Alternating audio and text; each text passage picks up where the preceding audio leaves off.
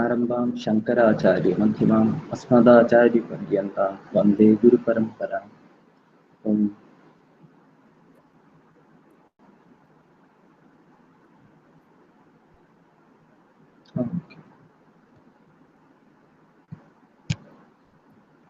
I'll type the reading order and then we can start.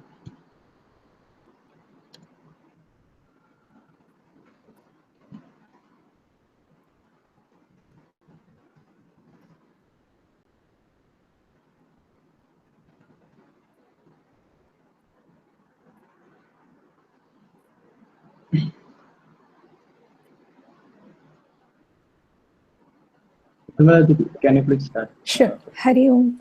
The 20 values of Jnanam, the values necessary to prepare the mind for knowledge, are set out in the Bhagavad Gita in response to a question by Arjuna.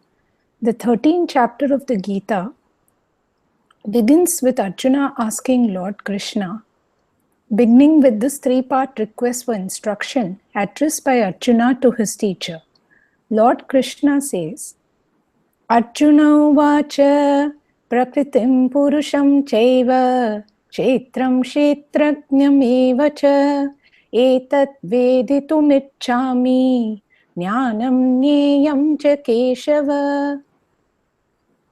Arjuna said, O Lord, I would like to learn about Prakriti, insentiency or matter, and Purusha, sentiency or spirit, Kshetra, the field which indicates the body or insentiency, and Kshetrajna, the knower of the field which indicates that which is conscious of the body, Jnanam, that is knowledge, and Jneyam, that which is to be known. In some Gita manuscripts, the opening verse is not found. In answer to the third part of this request, Lord Krishna lists 20 qualities of the mind, which he terms Jnanam or knowledge. Amanitvam madambhitvam ahimsa kshantirarjavam acharyopasanam shaucham stairyam atmavinigraha.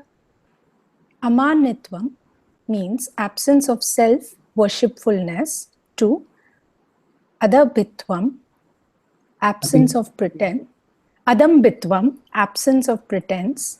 Ahimsa means not hurting or non-injury. Shantihi, accommodation, also glad acceptance. Archavam, which is straightness or rectitude.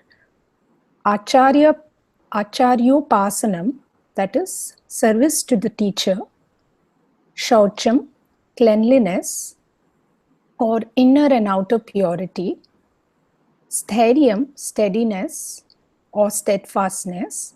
And Atma Vinigraha, mastery over the mind. Indriyarteshu vairagyam ahankara yevacha janma mrityu jara vyadhi dukkha doshanu darshanam. Indriyartesu vairagyam, dispassion towards the sense objects. Number 11, ahankaraha, absence of egoism or absence of self-importance. Janma mrityu jara vyadi dukkha doshanu darshanam, reflection of the evils of birth, death, old age, sickness and pain. Ashaktiranabhisnivagnaha putra daragrihadishu nityam cha samachittatvam ishtanishtopapatishu. 13. Ashaktihi, absence of a sense of ownership. 14th, Anabhishvangaha putra dara grihadasu means absence of fast attachment to son, wife, home, etc. 15th quality, Nityam samachittatvam ishthanuto papattishtu, constant even-mindedness in the occurrence of desirable and the undesirable. Mai chananya yogena bhaktirravya bicharini विविक्तदेशसेवित्वम् aratirjana Number 16, Mai Ananya Yogena Bhaktya Avyabhicharini, unswerving devotion to me, characterized by non-separateness from me. 17th quality, Vivikta Desha Sevitvam, resorting to a quiet place. Number 18, Aratha Jana Samsadi, absence of craving for the company of people. Adhyatma Jnana Nityatvam, constant application of the knowledge of the self. Tattva Jnana Artha Darshanam, keeping in view the purpose of knowledge of truth. This is declared to be knowledge, and what is opposed to it is ignorance. Adhyatma Jnana Nityatvam, Tattva Jnana Artha Darshanam, Etat jnanamiti proktam ajnanam yadatonyatha. Shall I continue? Yeah, please. Okay. As we have seen, knowledge as used here does not mean knowledge of self, but stands for those qualities of the mind, values, which must be present for the mind of the seeker to be prepared for the knowledge of the self. Knowledge of self in this verse is indicated by Jnayam, that which is to be known. Jnanam indicates those qualities of mind which must be present for the Vastu, the truth, that which is ultimately real, that which cannot be resolved into anything else to be known. We have seen in the previous discussion that for values to be personally valuable, they must be discovered through knowledge, seen as valuable by the value holder, and not simply impressed from without. Therefore, the term Jnanam is quite appropriate. The list of values constituting Jnanam is long, but the qualities are interrelated, defining a harmonious frame of mind in which knowledge can occur. Each of the terms used by Lord Krishna highlights a certain attitude, the value for which must be discovered personally, in order that the attitude becomes a natural aspect of the seeker's frame of mind.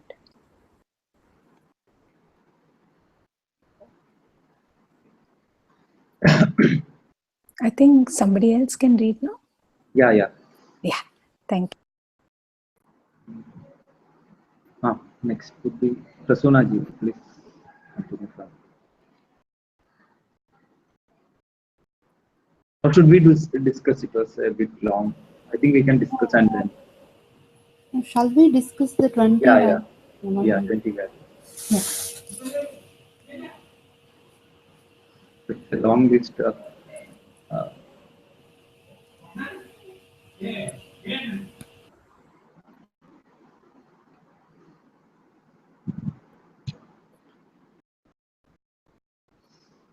We had read about Shanti in Nirmala ji might remember in the, I think it was during Drisya Viveka that Swamini ji gave us one PDF. Actually, I didn't attend those series. Actually, I had not even. Yeah. I had a suggestion that since we read these 20 qualities, maybe we could also read the home study connected with it, because it would give a brief summary actually. I know we are still on chapter 3, but it's just a suggestion, maybe next week. So we would be able to understand these qualities better, because we are anyway doing Gita Satsanga. So that just came to my mind. Yeah, we can ask Prashant ji. Sorry, what is that home study? Our Bhagavad Gita sessions, right? Yeah. Okay. That book we read. Okay. So 20 values have been listed. And Pujya Swamiji lists these, and Lord Krishna himself are listing these 20 qualities as qualities of mind, for which qualities of a mind in which jnanam can occur, in which knowing of the self can happen only in this only when these 20 values are present. So I think it is similar to the four sadhana chatushtayam, the four qualities, four eligibilities mentioned for a student of Vedanta in Tattvabodha. So this is similar. This actually this leads, these 20 values are indicative of a mind which has these four qualities, four eligibilities like chitta shuddhi and all. It is basically indicative of that, these values. This atma vinigraha will come in shamadamadi shatka sampatti. Steadiness, cleanliness, all that forms the part of the shamadamadi shatka sampattis. And ahimsa and all are following of dharma, which is basically what karma yoga gives, which is very much part of karma yoga, ahimsa. Could you please repeat arjavam? Straightness. Okay, second. It's also steadfastness, Prasannaji. Because I have the new book, so it gave another synonym. Because I haven't studied, so that's why I'm not discussing. Okay. Thank you. Indriyartheshu Vairyam. We have already got Vairagyam as. Was Prasannaji there in our Tattvabodha class? No, right?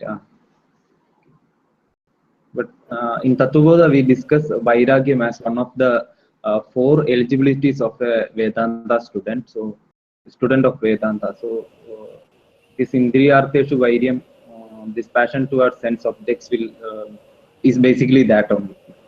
Okay. Actually, I have gone through the videos. Yeah.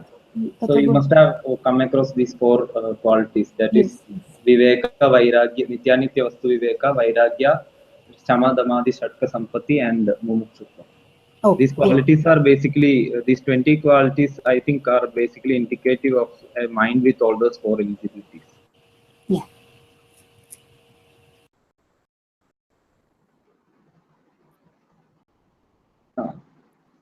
This is also very important since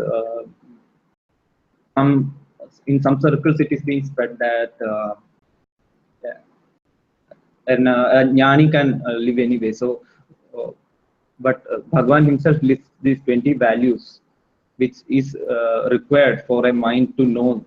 So, definitely a jnani who attained this knowledge definitely would be having these 20 values. So, a jnani cannot be an adharmi or anything, or a person without values, or like a drunkard and all that.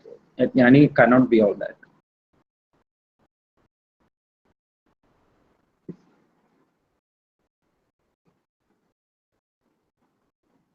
Anything else to discuss, or should we move on to the next?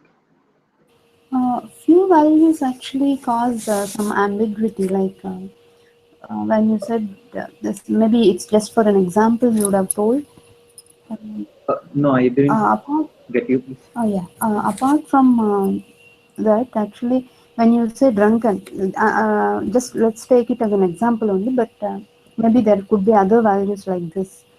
So if we see in general, in some countries it is mandatory to be drinking, right? But in few of the countries, it is seen as a, as per the culture of the country, it is seen as a wrong. Yeah, but whether it is culture of the country or not, a person who drinks will have some certain mental issues for certain, because the drinking affects your brain and it's the activity of the mind. So definitely it is going to affect the state of mind, and if the state of mind is not prepared, then definitely jnanam is not going to happen. So definitely he has to stop it.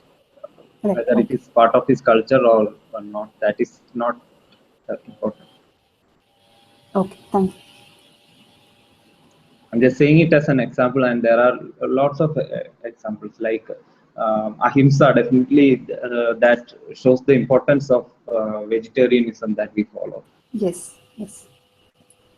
All that values are necessary for. Yeah. Thank you. Can we move on? Yes, yeah. Yeah. Prasunaji, you can start. What is the basis for Manitva? What is the basis for Manitvam? What causes me to make a demand for respect upon others? The cause is not found in my solid respect for my own qualifications, although qualifications I may need. Sorry. I'm sorry. I'm sorry. Okay. Close. 1 second. Okay. Yeah.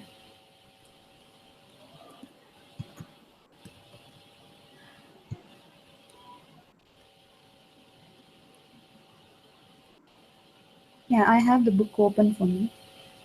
Yeah. Please continue reading that. Yeah. I will be.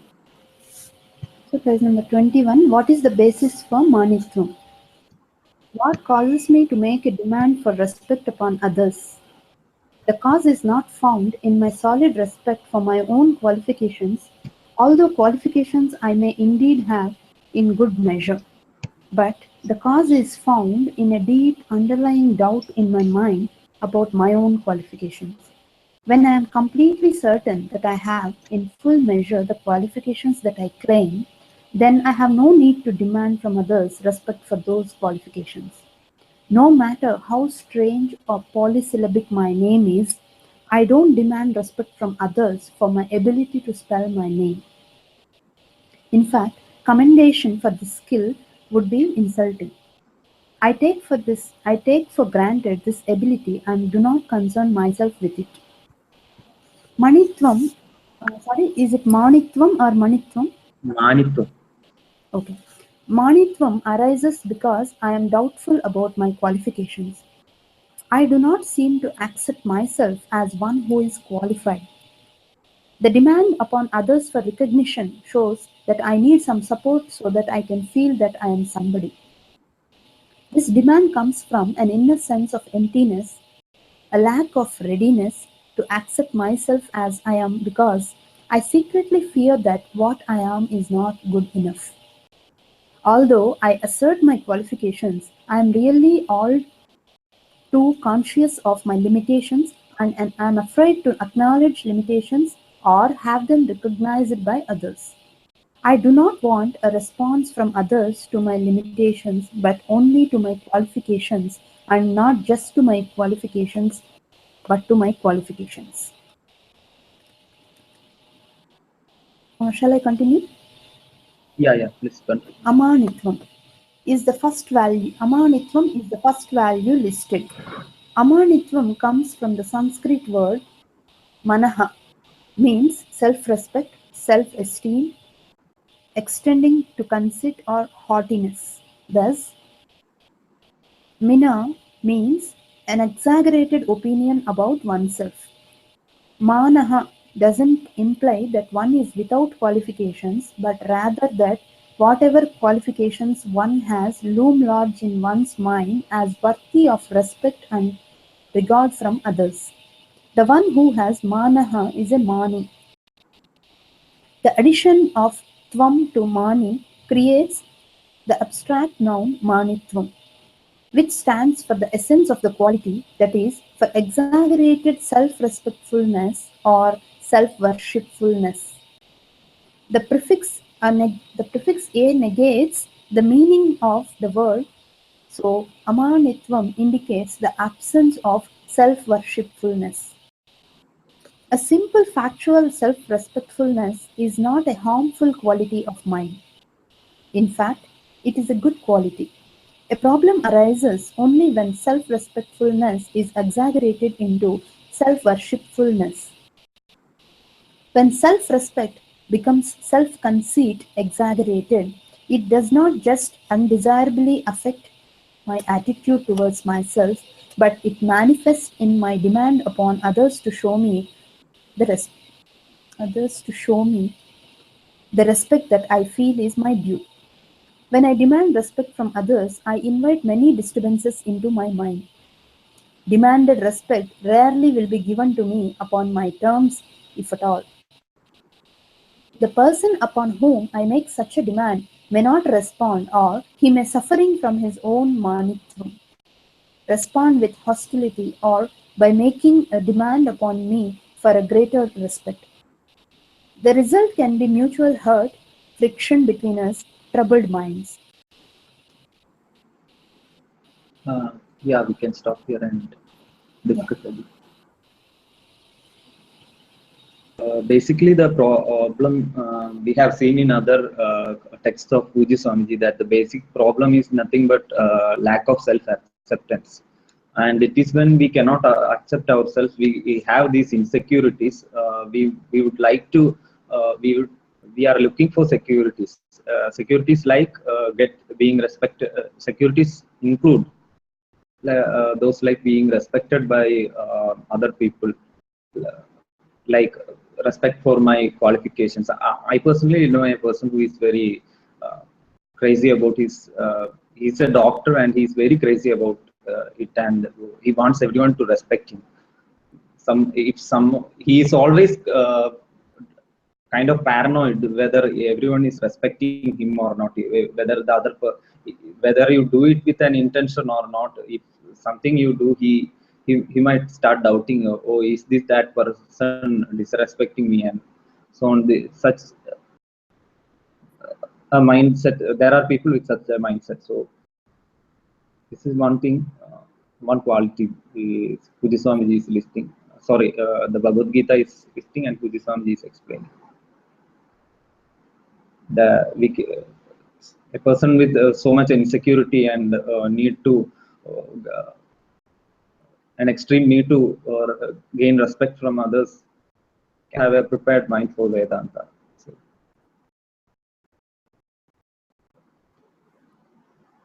is there anything else to discuss or point to make? I think all the idea of the insecurity and all of these things are very good when it comes to, it's easier to practice when we're practicing with, let's say, unknowns, or maybe in a work situation, or out and about, and maybe, whether you're shopping, whether you're, driving, there's a sense of politeness or whatever that we have for one another. But then I think things can change drastically when it comes to family situations, or you realize that those are the ones who are going to really test you the most with the sense of self, or your sense of self, your sense of being compared to anyone else, or whoever's the closest to you can challenge you in these areas the most. And that's where the amatitham comes into play the most, I think. Yeah, For those that are closest to you. Yeah, but here it is more listed like a value necessary for being a student of Vedanta, or actually gaining this jnana. Yes, I mean, I agree that way. But it's good to see when it's important in our daily life as well. Yes.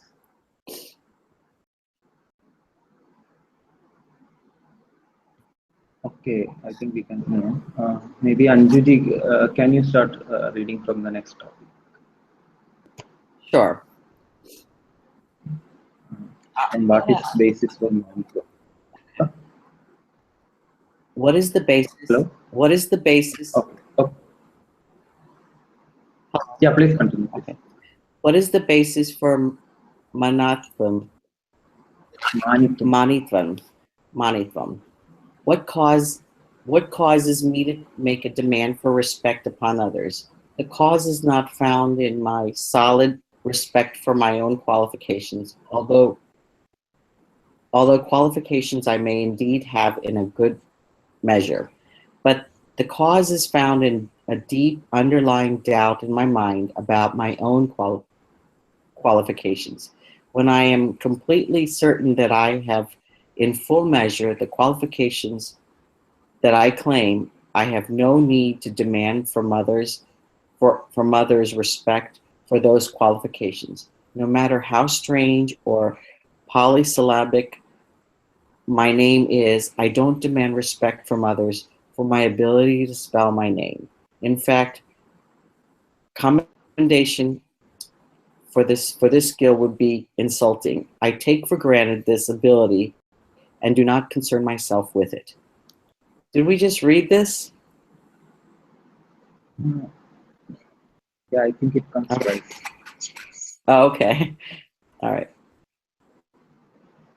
Okay, let's see. Manitvam arises because I am doubtful about my qualifications. I do not seem to accept myself as one who is qualified. The demand upon others for recognition shows that I need some support so that I can feel that I am somebody. This demand comes from an inner sense of emptiness, a lack of readiness to accept myself as I am, because I secretly fear that what I am is not good enough. Although I assert my qualifications, I am really all too conscious of my limitations and am afraid to acknowledge limitations or have them recognized by others. I do not want a response from others to my limitations, but only to my qualifications, and not just to my qualification, but to my qualifications in the glorified light in which I view them. Demand for respect leads to hurt. People give respect to others for various reasons. Sometimes respect is given solely because the person to whom the expression is made is in a position of power. In such cases, if the position comes to an end, so does the respect. Other times, respect is given because there is some genuine appreciation of qualities in the other person.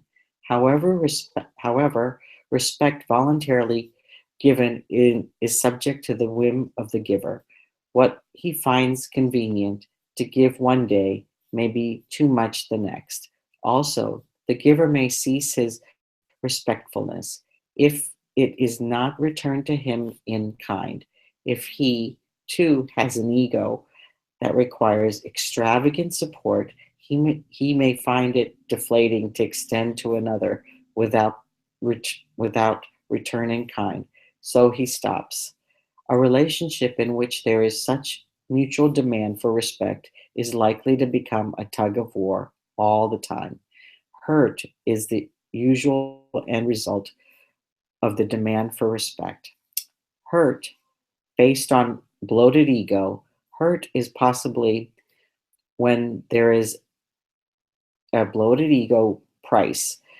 Any form of hurt, if analyzed, is found to be only pride, inflated ego.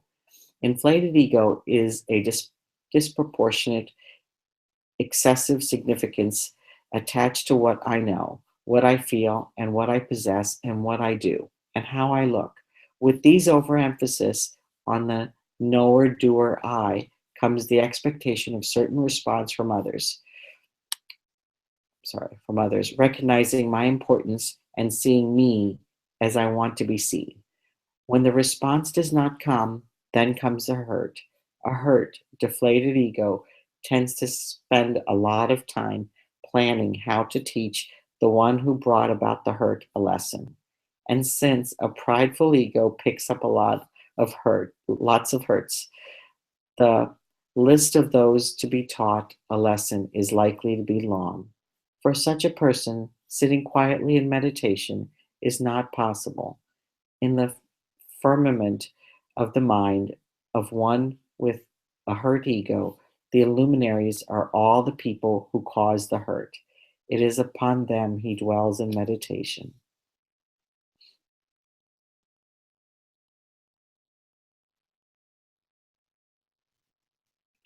Okay. Hurt is always a monkey wound. There is a proverb which says a wonderful heart is like a monkey's wound. It does not heal, but only gets reopened.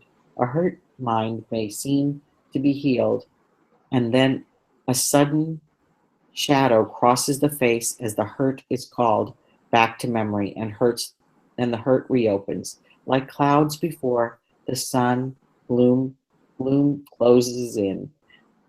There is no time for Vedanta in the mind of a person who is always nursing hurts, and the one who demands respect accumulates many hurts to nurse. So true. Yeah, I think we can discuss now. Yeah. I really like that analogy about the how when the person hurts you so much and then the person retaliates and wanting to have more respect than ever, or more the reason to want to teach somebody the lesson. And I think about it with kids more often than anything else. I see that happening. Yeah, even with the elders, a lot, it happens a lot. We are all, even with adults, I mean, it happens a lot. We can see we can see such people in our life. Even we might have some problems like this. I'm not saying we are immune to all these problems. Yeah. When we have all these problems in a high, it's a, I mean, we have insecurities, deep insecurities like this in ourselves. Then it would be hard for us to focus on Vedanta. It would be just I might be trying to get some try to escape from my problems by listening to Vedanta, but it won't help me. Unless you are ready to address all these issues, address all these insecurities, and to know what actually is causing them, and to have a value for all these values like amanitvam, the need to self-acceptance. All that if we don't have, then definitely Yeah. we are not ready for Vedanta, I would say. Yeah, I think it also shows that the objectivity can't be there then. That's the problem. Yeah, definitely objectivity cannot be there, and we'll be so preoccupied with the hurt. And I personally have experienced some. I would say I personally have experienced it. There are times I am thinking about the person. I think we all might have had such times in our lives. When we are thinking about the person who hurt us, and constantly thinking about how we could teach him a lesson, or him or her a lesson.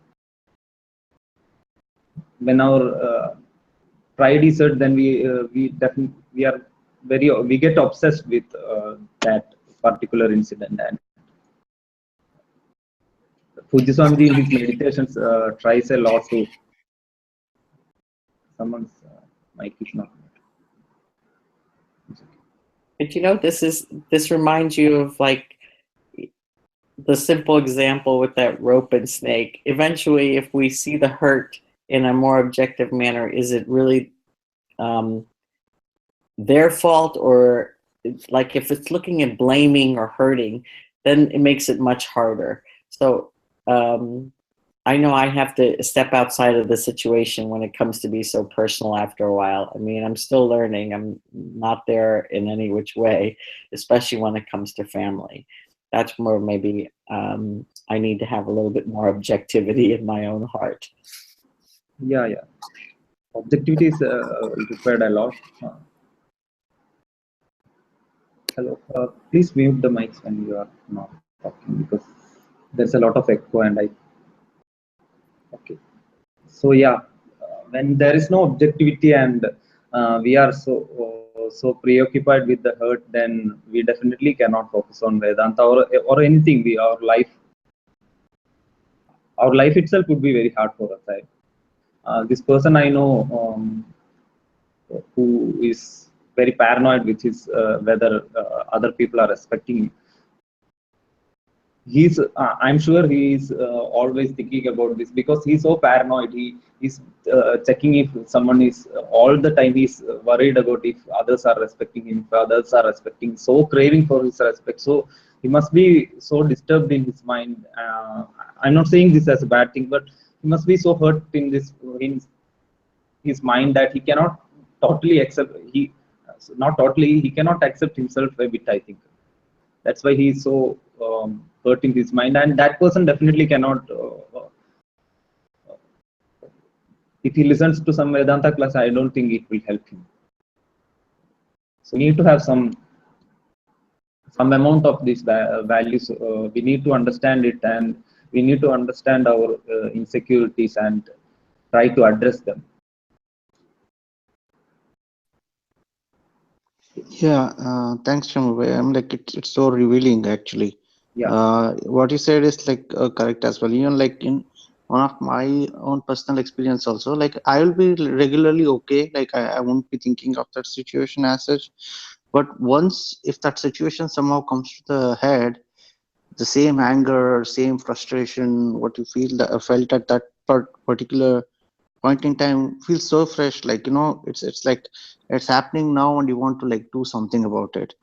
Yeah, this is very good. It's actually very revealing. Yeah, and I would say in that case, I have also dealt with such problems. So I would suggest one. There's one book by Puji Swamiji about meditations.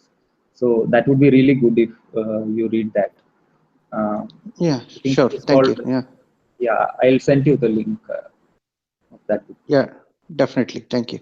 Yeah, morning meditations. Yeah, in that Puji Swamiji actually has some. It's like guided meditation. You can practice it in that. He teaches us to accept our all these past experiences and all that, from which we usually have problems, to accommodate other people, the people we may not like so much. We may have problems with the people we want to change a lot. All this he addresses in that book on morning meditations. It's really helpful. Sure. Thanks. Please send me the link. Yeah, Yeah. that will be great. Okay. I think we can stop here. 7:41.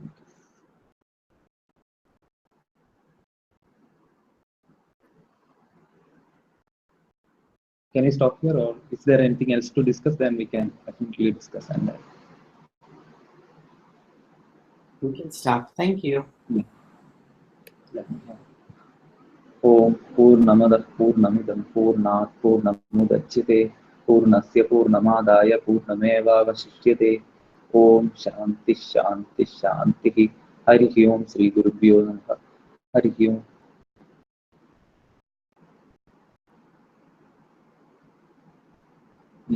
Yeah, I see there are some printing mistakes as well in this.